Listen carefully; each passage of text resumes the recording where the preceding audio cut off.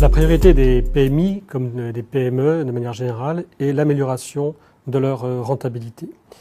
Aujourd'hui, de manière macroéconomique, cela passe par des ajustements en nombre de collaborateurs, par l'ajustement en termes de contrats de travail et en termes de CDD, travail temporaire. Donc un ajustement plutôt par les charges salariales. Alors, le secteur de l'industrie n'est pas aussi morose qu'on le voit. Tout d'abord, il y a des secteurs d'activité qui sont en croissance, comme le secteur de l'agroalimentaire.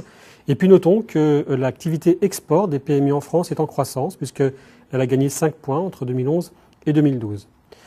Alors on verra qu'il y a d'autres axes d'amélioration de la rentabilité qui ne sont pas forcément le fait de toucher aux équipes internes de l'entreprise, notamment au niveau des collaborateurs.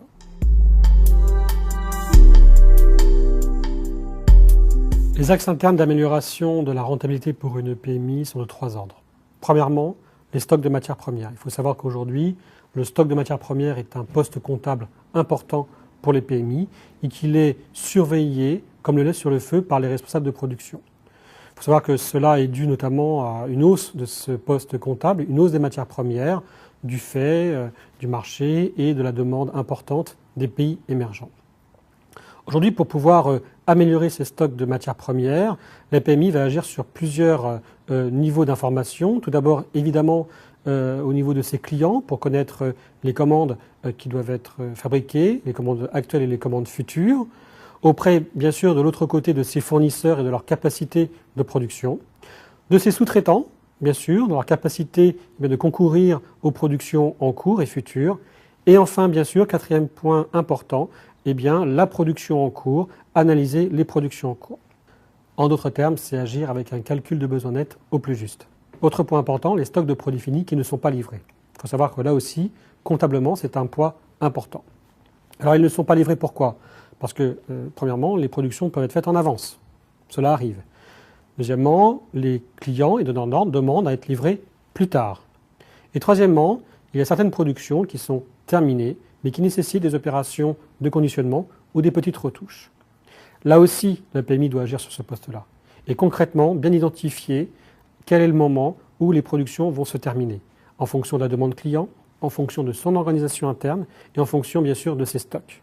Entre ces deux points que nous venons de voir, les matières premières et les produits finis non livrés, il y a au milieu, bien sûr, l'axe de production, la partie opérationnelle de production qui doit être également analysée. Il faut savoir qu'aujourd'hui, la PMI doit analyser ses heures de fabrication et j'irai même jusqu'à l'opération même de chaque OF. Elle va identifier dans ces opérations quelles sont celles-ci qui peuvent être améliorées en termes de rentabilité, en termes d'organisation interne, en termes de disponibilité des matières premières, on vient de le voir, et bien sûr en termes de délai de production, là on voit pour la partie produits finis. Cette amélioration de rentabilité va être utilisée à moyen terme par la PMI sur 3 axes. Tout d'abord, elle va s'équiper de nouvelles machines-outils et de nouveaux outils de production, qui est aujourd'hui un des points essentiels des PMI. Bon. Deuxièmement, elle va pouvoir avoir la capacité d'innover pour ses clients, pour ses donneurs d'ordre.